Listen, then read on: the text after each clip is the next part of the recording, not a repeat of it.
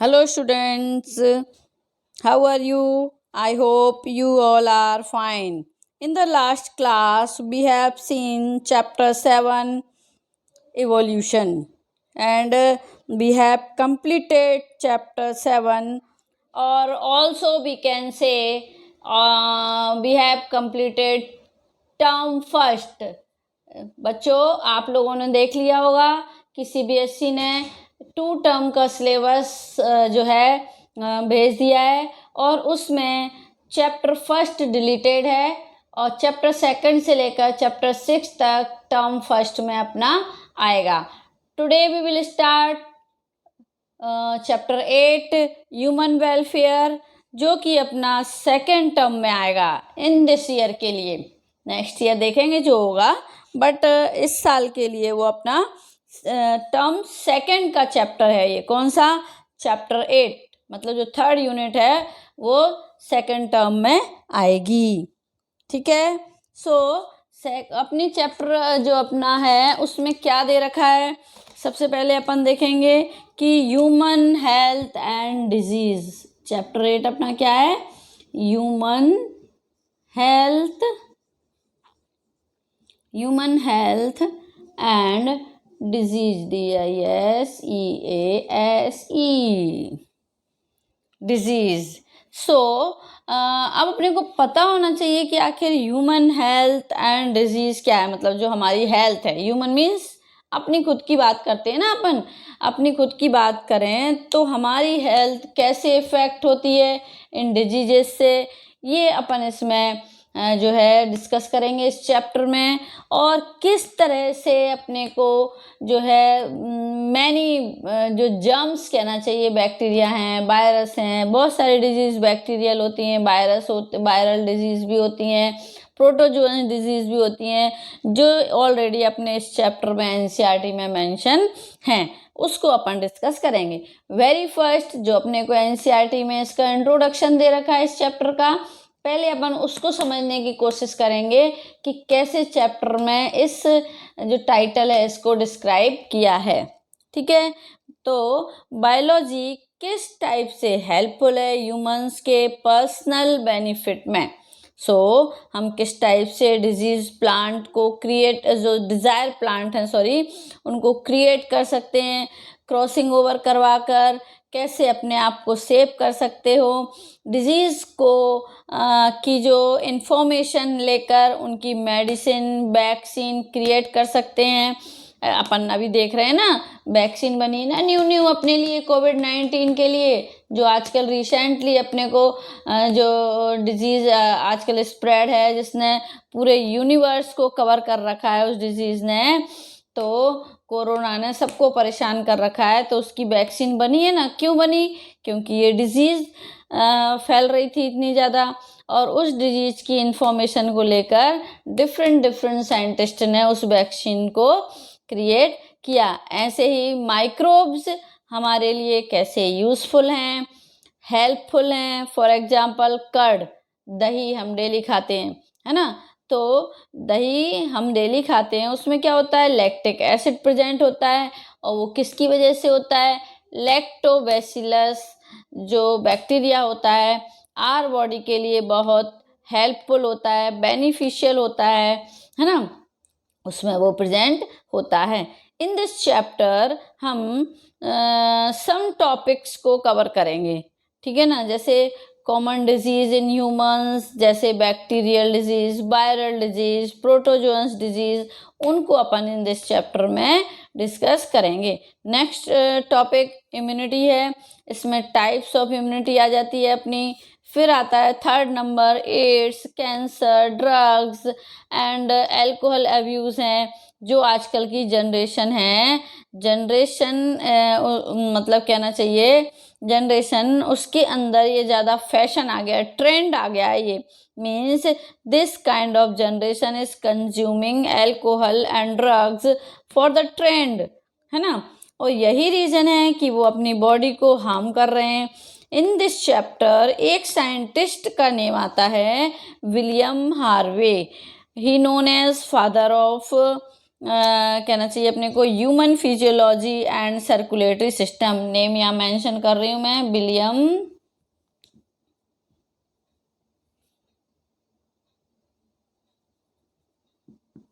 Harvey. ठीक है, जो फादर ऑफ क्या बोला जाता है इनको, father of human physiology, father of human physiology and father of circulatory system and circulatory system, specially human physiology में भी सर्कुलेटरी सिस्टम। ठीक है ना। तो he said that health 3 conditions की वजह से इफेक्ट होती है। किसने कहा? ही सेड दैट, मतलब विलियम हेवंस जो हार्वे थे, इन्होंने कहा कि जो हेल्थ है वो 3 कंडीशंस की वजह से या 3 रीजन्स की वजह से इफेक्ट होती है। First is genetic disorder. हम चैप्टर जो अपनी यूनिट 2 है उसमें बहुत सारा डिस्कस करके आए हैं जेनेटिक डिसऑर्डर्स को, है ना। बार बार अपने को रिपीट करने की ज़रूरत नहीं है, ना मुझे डिस्क्राइब करना पड़ेगा आई थिंक, है ना। मीन्स जीन की कमी से डेफिशिएंसी रह गई जिससे चाइल्ड में डिसऑर्डर क्रिएट हो गया। Second is infection. Recently upon infection का एग्जाम्पल बहुत अच्छा देख रहे हैं। ये बहुत कॉमन फैक्टर है, एक पर्सन से दूसरे पर्सन में इन्फेक्शन स्प्रेड हो जाना। फॉर एग्जांपल करंट में अपन जो कोविड-19 को जो है झेल रहे हैं, एक तरह से ये कहना चाहिए, जिससे सफ़र हो रहे हैं जो है कोरोना वायरस से, जो ऑल यूनिवर्स को इफ़ेक्ट कर दिया है जिसने, उसकी अपन बात कर रहे हैं यहाँ पर। ठीक है, नेक्स्ट अपन देखते हैं। अब अपन आते हैं अपने मेन टॉपिक। अपन ने कहा कि भाई इसमें अपने को हेल्थ को डिस्कस करना है, तो भाई हेल्थ आखिर है क्या, ये वर्ड भी तो अपने को पता होना चाहिए ना। तो भाई health increases the longevity of pupil, it reduces infant and maternal mortality, है ना। Healthy peoples are more efficient to work and this increases and productivity and economic prosperity, है ना। अब क्या कह रहे हैं ये, भाई हेल्थ अच्छी है किसी भी, अपने को अपन ही देखें अपने ऊपर लेकर कि जिस दिन हमें कुछ ऐसी इलनेस सी फील होती है, ऐसा लगता है कि आज किसी काम में मन नहीं लग रहा है, इसका मतलब क्या है, आज हमारी हेल्थ पर कुछ ना कुछ इफेक्ट हो रहा है। या तो वो एनवायरनमेंट की वजह से हो रहा है, या हमारे कुछ खाने पीने की वजह से हो रहा है, या फिर हमारे लाइफ स्टाइल की वजह से हो रहा है ना। नेक्स्ट पॉइंट अपन ले सकते हैं, गुड हेल्थ क्या है, अपन यहाँ लें बैलेंस्ड डाइट। सेकंड फैक्टर अपन ले सकते हैं पर्सनल हाइजीन,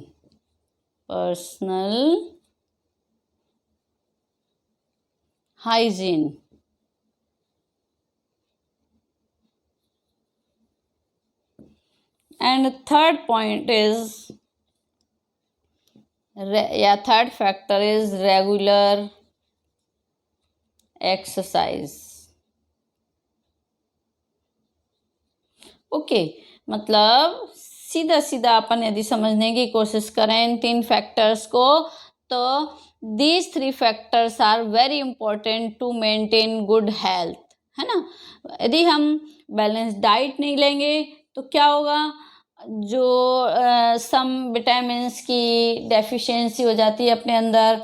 जैसे अपन कई बार देखते हैं ना, प्रोटीन डेफिशिएंसी हो गई। अपन ने आजकल तो टेक्नोलॉजी इतना फास्ट हो गई है और डेवलप हो गई है कि अपन टेस्ट करवा कर ब्लड टेस्ट के थ्रू ये अपन फाइंड आउट कर लेते हैं कि अपनी बॉडी में किस चीज़ की डेफिशिएंसी है। किसी को विटामिन्स की हो जाती है ना, किसी को सॉल्ट्स की हो जाती है ना, और किसी को अपन कहें कि जो है कैल्शियम की, हीमोग्लोबिन की, और बहुत सारी डेफिशिएंसी अपनी बॉडी में हो जाती हैं इफ़ हम प्रॉपर बैलेंस डाइट इनटेक नहीं करते तो।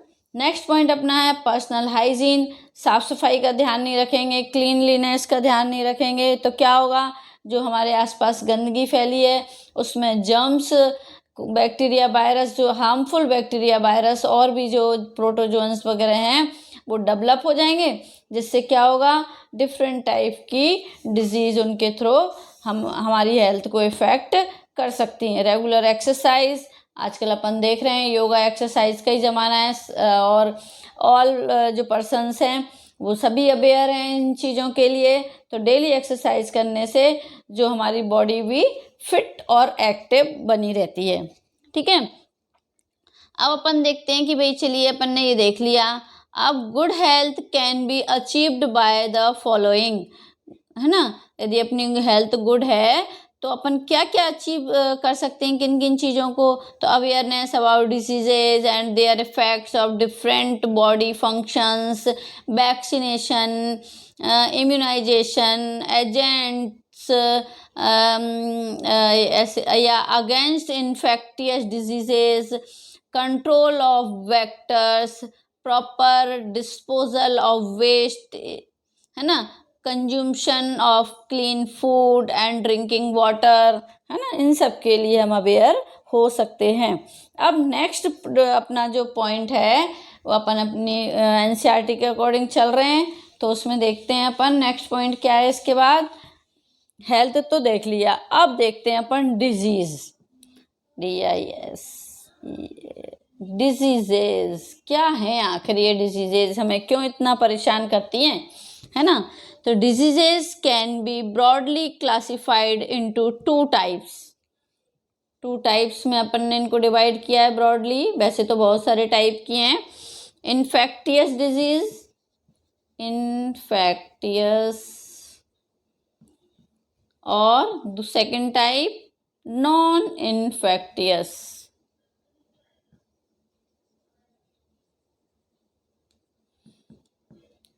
है ना, इन्फेक्टियस और non infectious. Difference between them, इनमें क्या डिफरेंस है इन्फेक्टियस में और नॉन इन्फेक्टियस में।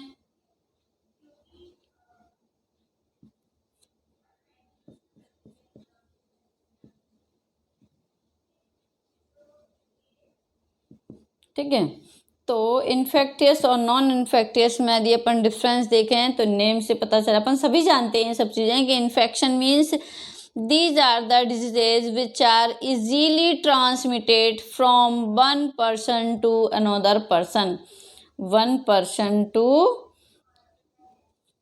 अनदर पर्सन, मतलब कोई ऐसी डिजीज जो एक से दूसरे को जल्दी फैल जाती है। जैसे फिर वही एग्जांपल दूं मैं आपको, इसलिए दे रही हूँ कि करंट में हम सभी इस डिजीज से सफ़र कर रहे हैं, जो इन्फेक्टियस डिजीज़ है क्या, कोविड-19, ठीक है ना। They are caused by pathogens, जैसे कि कोरोना से फैल रही है ये, है ना। और नॉन इन्फेक्टियस कैसी होती हैं, जो कि ट्रांसफ़र नहीं होती एक पर्सन से अनदर पर्सन में। These are the diseases which are not transmitted from one person to the other.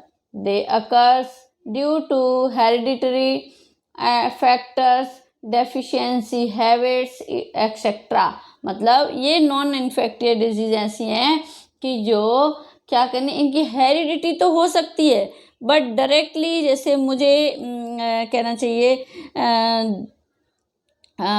Viral हो गया, ठीक है, तो भाई मेरे घर में एक एक करके जितने पर्सन हैं सबको वायरल हो जाएगा, सब इन्फेक्टेड हो जाएंगे इससे, है ना। और नॉन इन्फेक्टियस हैं तो क्या होगा, जैसे हेरिडिटी है, डायबिटीज़ ले सकते हैं अपन इसके लिए, डायबिटीज़ की हेरिडिटी होती है, जैसे मेरी मम्मी को डायबिटीज़ है तो वो मुझ में भी आ सकती है ना। ऐसे नहीं फैलती कि भाई एक डायबिटिक पर्सन यहाँ बैठा हुआ है उसके पास मैं जाके बैठ जाती हूँ तो उससे मैं इन्फेक्टेड हो जाऊंगी और भी अदर जो हैं वो भी इन्फेक्टेड हो जाएंगे, ये नहीं है, नॉन इन्फेक्टियस हैं ये, है ना। ट्रांसमिटेड नहीं होते one person to another person, spread नहीं होती, मीन्स अपन ये कह सकते हैं इसको, ठीक है।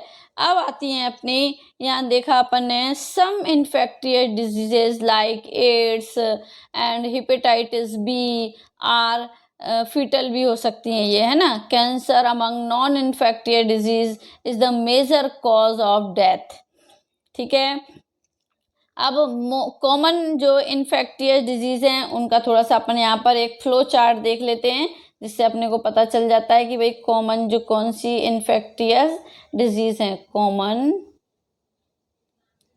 Infectious diseases.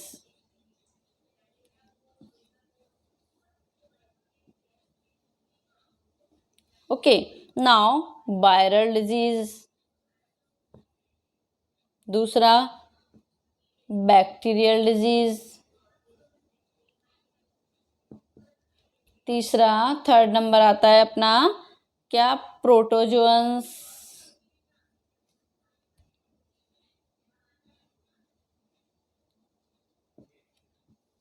नेक्स्ट और भी ले सकते हैं अपन प्रोटोजोअन्स।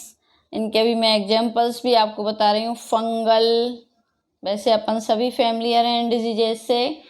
फंगल के बाद आ जाता है अपना फंगल हेलमिंथिक, ये भी ले सकते हैं अपन इसमें, helminthic disease.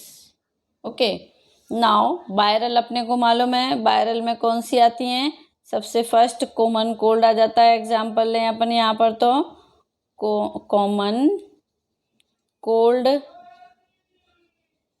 Second is polio, third is measles, है ना। बैक्टीरियल में आती हैं अपनी, एग्जाम्पल लेते हैं अपन टाइफाइड,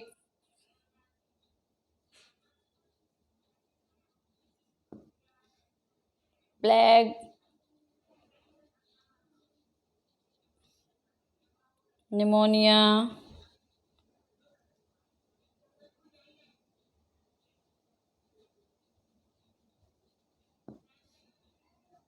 टिटनस, बैक्टीरियल बहुत सारी हैं अपने पास, डिप्थीरिया वगैरह भी हैं। प्रोटोजोअन्स में अपन देख सकते हैं एग्जाम्पल, सबसे बेस्ट एग्जाम्पल है मलेरिया,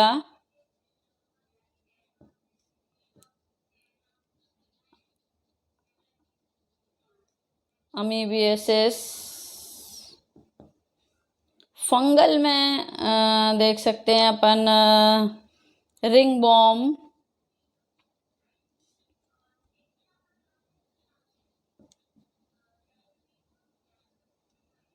और हेलमिंथीज में एस्केरियसिस, जो कि एस्केरिस से होती है, आपको नेम से ही पता चल रहा है। इस तरह से अपन कुछ कॉमन इन्फेक्टियस डिजीजेज हैं जो अपन ने यहाँ पर नेम मेंशन किए हैं। अब जैसे वायरल डिजीज है, कॉमन कोल्ड है, it is caused by Reno virus, है ना। और मतलब बहुत सारा है इनका, अपन देखना चाहें तो जैसे कि मैंने लिया कि दो को अपन इसी पार्ट में ले लेते हैं, बैक्टीरियल डिजीज़ को और प्रोटोजोअन्स डिजीज़ को। तो वायरल डिजीज़ हैं जो, वायरल डिजीज़ और बैक्टीरियल डिजीज़ को। तो वायरल डिजीज़ में सबसे फर्स्ट ऑप्शन मैंने यहाँ पर लिया आपको कॉमन कोल्ड। जैसे अपने को फीवर वगैरह आ जाता है, ठंड लगती है, तो ये किसकी वजह से होता है, ये किसकी वजह से होता है, यहाँ पर मैं मेंशन करती हूँ। ये आई थिंक आप लोगों ने लिख लिया होगा, फिर भी मैं रफ नहीं कर रही हूँ अभी। रिहिनो वायरस, रिहिनोवायरसेस होता है, एक वायरस का नेम है जो कि किसको क्रिएट करता है, कॉज किसके लिए रिस्पॉन्सिबल है, ये कॉमन कोल्ड के लिए रिस्पॉन्सिबल है। This virus infect the nasal and respiratory passage but not the lungs. ये वायरस क्या करता है, सिर्फ जो है अपना रेस्पिरेटरी जो ट्रैक्ट होता है, जैसे अपना ये गला है ना, इसमें अपनी रेस्पिरेटरी पाइप होता है, उसको ये इन्फेक्ट कर देता है। अपने को जैसे जुखाम हो जाता है ना, जुखाम लग जाती है, वो ही इसमें होता है, बट ये लंग्स तक नहीं पहुंचता। जैसे आजकल कोरोना वायरस है, ये क्या है, लंग्स तक पहुंच जाता है ना। बट जो रीनो वायरस है ये सिर्फ रेस्पिरेटरी ट्रैक्ट तक ही रहता है, जो अपन ने देखा है ना, ट्रैकिया इस तरह से होता है, अपन ने पढ़ा है रेस्पिरेटरी सिस्टम में। तो ये यहीं तक जो है इसकी लिमिट है, ये लंग्स तक नहीं, लंग्स को इन्फेक्टेड नहीं करता, है ना। इसके सिम्टम्स क्या हैं? इसके सिम्टम्स अपन देखें तो नेज़ल डिस्चार्ज होने लगता है अपने को, बच्चों से कहते हैं ना अपन नोज़ी आ गई, वही। कफ हो जाता है, टायर्डनेस लगती है अपने को, है ना। बहुत सारे हैं अपने को, सोर थ्रोट मतलब गले में दर्द होने लगता है, थोड़ा सा इचिंग होने लगती है, हेडेक होता है। इस तरह से इसके अपने को सिम्टम्स रहते हैं। और ये जो कॉमन कोल्ड होता है ना, जो वायरल हो जाता है, अपन अपने कहते हैं ना वायरल हो गया, तो ये वायरल जो हो जाता है वो मतलब इसको मिनिमम तो 3 डेज तक तो रहता ही है, और 3 to 7 डेज तक इसका इफेक्ट अपने को रह सकता है। ये स्प्रेड कैसे होता है? Droplets release during cough and sneezing by the infected person. जैसे किसी को जो इन्फेक्टेड पर्सन है उसके छींकने से, खांसने से, है ना, ये एक से दूसरे पर्सन को ये फैल जाता है। कॉन्टेमिनेटेड ऑब्जेक्ट एंड आर्टिकल्स, जैसे वो अपन छींकते हैं ना, तो हैंकी लगाने की जगह हाथ लगा लेते हैं, और उन हाथ को बिना हैंड वॉश किए और कोई सामान छू लेते हैं। फिर जो हेल्दी पर्सन है उसने उस सामान को उठाया या छू लिया तो वो भी इन्फेक्टेड हो जाता है। इस तरह से ये डिजीज़ है जो स्प्रेड होती है। अब आता है अपना बैक्टीरियल डिजीज़। तो बैक्टीरियल डिजीज़ में सबसे फर्स्ट ऑप्शन अपन ने लिया है typhoid. Typhoid it caused by the salmonella typhi. इसका बैक्टीरिया का नाम क्या है? Salmonella typhi. ये बैक्टीरिया इस डिजीज़ के लिए रिस्पॉन्सिबल है। जब ये बैक्टीरिया इस डिजीज़ के लिए रिस्पॉन्सिबल है तो the infection is very contaminated food and water. जैसे मक्खियाँ हैं, गंदी जगह पर भी बैठ जाती हैं, वहाँ से ये इस तरह के बैक्टीरिया को लाती हैं और हमारे खाने पर बैठ जाती हैं और हम उस फूड को खा लेते हैं। इस तरह से ये डिजीज़ ज़्यादा फैलती है ना। और वाटर में जैसे अपन सामान खुला वगैरह रख देते हैं, फूड वाटर वगैरह घर में, उस पर जो है बैक्टीरिया वायरस डेवलप हो जाते हैं। जैसे अभी बारिश का रेनी सीजन है, इसमें जल्दी हो जाती हैं इस तरह की बैक्टीरियल वायरल जो जल्दी डेवलप होते हैं थोड़ा सा मॉइस्चर मिलते ही, है ना। The pathogens enter the small intestine and then the other parts through the body fluids. ये पैथोजन क्या करता है? एंटर कर जाता है अपनी स्मॉल इंटेस्टाइन में और बॉडी के अदर पार्ट्स में फ्लूइड के थ्रू पहुंच जाता है। सिम्टम्स क्या हैं इसके? Sustained high fever. इसमें इतना हाई फीवर आता है टाइफाइड में कि 103 to 104 डिग्री फ़ारेनहाइट तक जो अपना टेम्परेचर बॉडी का इंक्रीज़ हो जाता है। स्टमक में पेन होता है, कॉन्स्टिपेशन हो जाता है, हेडेक होता है ना, वीकनेस फील होने लगती है, और जो इंटेस्टाइन है परफोरेशन लीडिंग टू डेथ में अकर्स इन सीवियर केसेस। और यदि टाइफाइड अपना जो है बिगड़ जाता है, कई बार अपन लोकल लैंग्वेज में कहते हैं ना कि भाई इस पेशेंट का टाइफाइड बिगड़ गया है, और वो बिगड़ गया मीन्स वो उसकी जो इंटेस्टाइन है, इंटेस्टाइन में बहुत ज़्यादा फैल जाता है, बहुत ज़्यादा ये अपने को मल्टीप्लाई बहुत जल्दी करते हैं बैक्टीरियाज। तो वो क्या है, कई बार ऐसी सीवियर कंडीशन आ जाती है कि उस पेशेंट की डेथ हो जाती है इस टाइफाइड की वजह से। इन्फेक्शन इज़ वाई अपन ले सकते हैं इसमें typhoid can be confirmed by Widal test. एक बाइडल टेस्ट होता है इसके लिए, इसके थ्रू ये टाइफाइड कन्फर्म हो जाता है, मतलब आइडेंटिफाई हो जाता है। ठीक है, ये सब चीज़ें कॉमन है, इसलिए मैं बहुत ज़्यादा डिटेल में इन सब चीज़ों को नहीं ले रही हूँ। जानते हैं अपन protozoan caused by different species of Plasmodium. Plasmodium की डिफरेंट स्पीसीज होती हैं जो है उसके द्वारा ये फैलता है। अब जैसे मलेरिया है, मलेरिया में क्या होता है, जो फीमेल एनाफ्लीज जो मॉस्किटो होता है वो इसके लिए रिस्पॉन्सिबल होता है ना।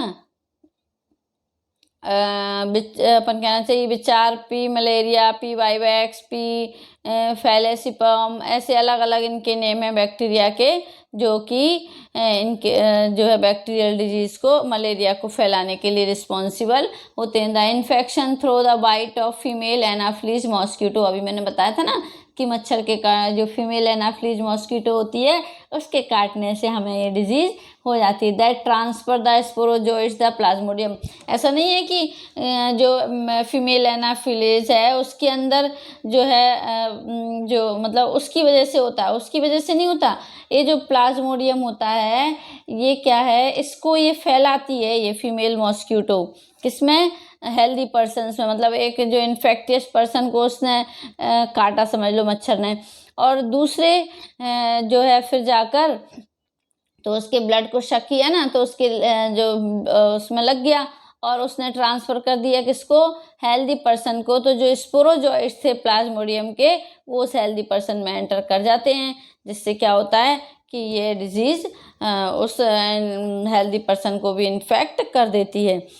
ठीक है ना, इसका लाइफ साइकिल मैं आपको बताऊंगी प्लाज्मोडियम का बाद में, है ना, इसको भी अपन डिस्कस करेंगे। दूसरा आता है अपना अमीबियासिस। अमीबियासिस क्या है, ये एंट अमीबा हिस्टालिटिका जो एक होता है प्लाज्मोडियम प्रोटोजोआ होता है, जो उसके इस डिजीज़ को स्प्रेड करने के लिए या करवाने के लिए क्या होता है, रिस्पॉन्सिबल होता है।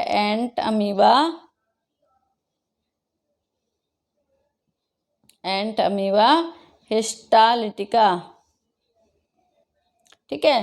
तो infection is through contaminated food and water, वही बात आ गई कि जो है मक्खियाँ हैं जो इसको, या और भी जर्म्स हैं, मच्छर हैं, अपन यदि फूड ओपन छोड़ देते हैं अपने घर में और थोड़ी देर बाद उसको खा लेते हैं तो वो गंदी जगहों पर बैठ कर आती हैं, वहाँ से ये डिफरेंट टाइप के बैक्टीरिया वायरस को अपने फूड में छोड़ देती हैं, फूड पर बैठती हैं, तो अब वही फूड हम खा लेते हैं तो हम इन्फेक्टियस हो जाते हैं।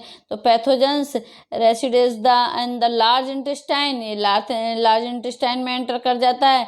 इसके सिम्टम्स क्या होते हैं, एब्डोमिनल पेन होने लगता है, क्रैम्प होने लगते हैं अपने को स्टमक में, stools with excess mucus and blood clots, जो स्टूल्स आता है वो बहुत ज़्यादा म्यूकस हो जाता है, मतलब चिकना चिकना आने लगता है, और ब्लड क्लॉट्स आने लगते हैं उसमें, कभी कभी कॉन्स्टिपेशन हो जाता है ऑल्टरनेटिंग विद डायरिया, है ना। House fly act as mechanical carriers and transfer the parasite from the faeces of infected person to the food articles and water, अभी मैंने बोला था ना वही चीज़ आ गई यहाँ पर, ठीक है ना। नेक्स्ट आता है अपना फंगल डिजीज़। फंगल डिजीज़ के लिए अपन ने एग्जांपल लिया था रिंग बॉम। तो रिंग बॉम में दीज आर कहना चाहिए caused by fungi like microsporum, ऐसे भी कह सकते हैं अपन इसको, माइक्रो स्पोरम, ठीक है। और ट्राइकोफाइटोन, ये सब जो हैं क्या हैं, जैसे रिंग बॉम जो अपन ने नाम लिया है ना, रिंग बॉम डिजीज़ है एक, और ये किसके थ्रू फैलती है, फंजाई की जो डिफरेंट टाइप की कैटेगरीज हैं, ट्राइकोफाइटोन, इस तरह के, ये इसको फैलाने के लिए रिस्पॉन्सिबल होते हैं। द सिम्टम्स इंक्लूडेड, कौन कौन से हैं, ड्राई स्कली, जो है अपनी स्किन्स हो जाती हैं उन पर, और नेल्स, स्कैल्प, ये सब ऐसे ड्राई सी स्किन होने लगती है अपनी, इट मीन्स कहना चाहिए अपने को ईचिंग होने लगती है अपने को। रिंग बॉम आर जनरली आपने देखा होगा ना, दाद खाज खुजली अपन बोलते हैं, वही है एक तरह से। Ring worm are generally acquired from soil and by direct contact with contaminated articles used by infected persons, मतलब कि अपन देखते हैं जैसे अभी बारिश का रेनी सीजन आ गया, जहाँ पर बहुत ज़्यादा बारिश होती रहती कंटिन्यू, 1 वीक तक होती रहेगी, धीरे धीरे क्या होता है, ये जर्म्स जो है ये फंगस आने लगता है। ब्रेड पर आपने फंगस देखा होगा, है ना। तो ये क्या होते हैं, फिर धीरे धीरे हमारी स्किन को इन्फेक्टेड करने लगते हैं, खुजली होने लगती है, खुजली होते होते वहाँ पर अपने को घाव भी बन जाते हैं, है ना। वही ये रिंग बॉम होता है, इस तरह से बन जाता है ना अपनी बॉडी पर, कभी कभी रेड चकते बन जाते हैं खुजली करते करते, फिर वो यहाँ तक अपन दूसरी जगह भी लगा देते हैं उसको खुजली करके, तो ऐसे फैलता जाता है, ठीक है। हेलमिंथिक डिजीज़ क्या है, हेलमिंथिक अपन ने क्लासिफिकेशन 11th में पढ़ा हुआ है, सब जानते हैं, उसमें एस्केरिस वगैरह आते हैं, है ना। तो जैसे एस्केरिस के थ्रू होती है, तो एस्केरिस ल्यूम्ब्रिकोइड से एक राउंड वॉर्म होता है, ये इसको फैलाने के लिए रिस्पॉन्सिबल होता है। इसके सिम्टम्स क्या होते हैं? ब्लॉकेज हो जाते हैं इंटेस्टाइनल पासेज में, एनीमिया हो जाता है, इंटरनल ब्लीडिंग होती है ना, नोजिया भी हो जाता है, हेडेक भी होता है कई बार, है ना, एब्डोमिनल पेन भी होने लगता है। और इस infection is through contaminated vegetables, fruits, और कहना चाहिए अपने को बहुत सारी चीज़ें ऐसी हैं जिनके थ्रू ये हमारे अंदर बॉडी में एंटर कर जाते हैं, हमारे इंटेस्टाइन में एंटर करके इंटेस्टाइन को इन्फेक्टेड कर देते हैं। अब आती है नेक्स्ट अपन इसमें ले लेते हैं हेलमिंथेस का। वैसे ठीक है, एक ही एग्जांपल बहुत है, बहुत सारे हैं। मैं तो वैसे तो फिलीरियसिस, एलिफेंटेसिस में क्या होता है, जो है लेग एलिफेंटेसिस मतलब हाथी पैर हो जाता है, आपने सुना होगा ना कई बार, है ना। और फीमेल क्यूलेक्स इसकी क्या होती है, बैक्टर होती है, और मतलब ये ऑर्गन को इफेक्ट करती है सीधी। They normally cause inflammation of the organ in which they live for many years, है ना। चलिए, तो आज अपना ये कंप्लीट हो गया। प्रिवेंशन क्या है इनके अपने को इन्फेक्टियस डिजीज के, कि भाई मेंटेनेंस ऑफ पर्सनल हाइजीन सबसे पहला है, मतलब बॉडी क्लीन रखें, keeping the body clean, consumption of clean food and water.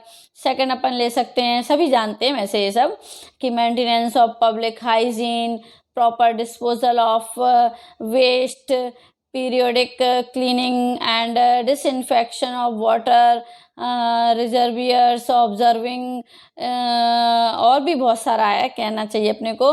तो मैं थोड़े थोड़े आपको जो कॉमन है वो बताती जा रही हूँ, जैसे eradication of vectors and their breeding places, vaccination and immunisation for disease like polio, diphtheria, है ना। छोटे बच्चों को लगते हैं ना ये टीके, वैक्सीनेशन करवाते हैं अपन, tetanus etcetera. Use of antibiotics and drugs to treat the infected person, है ना। इस तरह से हम इन जो इन्फेक्टियस डिजीजेस हैं इनसे हम बच सकते हैं। जैसे कि कोरोना वायरस भी है, तो वो भी क्या है, इन्फेक्टियस डिजीज़ है। हम थोड़ा सा जो अपने को गाइडलाइंस मिली हैं, मास्क लगाना, बार बार हैंड वॉश करना, है ना, और 1 गज की दूरी बनाए रखना। हम सुन रहे हैं 2 साल से, और ये सब चीज़ें हमारे माइंड में पूरी तरह से फिक्स हो चुकी हैं। और वैक्सीनेशन करवाना सबसे मेन काम आजकल, ठीक है ना। तो इन सब के थ्रू हम क्या है, इन इन्फेक्टियस डिजीज से अपने आप को बचा सकते हैं, ठीक है। नेक्स्ट टॉपिक अपन नेक्स्ट पार्ट में लेंगे। Thank you all of you.